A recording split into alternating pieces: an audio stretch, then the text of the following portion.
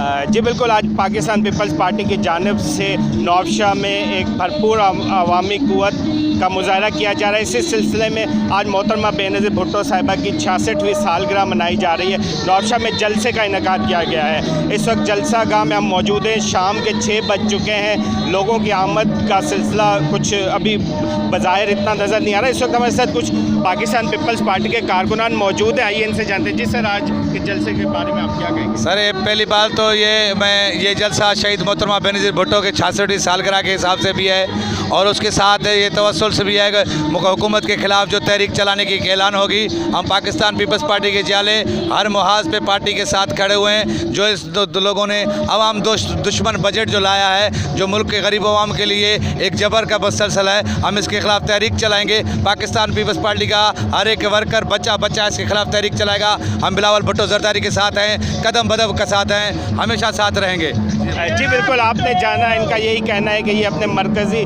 कायदीन से इज़हार यकजहती के लिए यहाँ पर हुकूमत के ख़िलाफ़ ये यहाँ पर सरापा एहतजाज है। इस जलसे में इनकी शिरकत की इनका यही कहना है कि ये अपने आखिरी हर दम तक पाकिस्तान पीपल्स पार्टी की क़यादत के साथ रहेंगे। जी।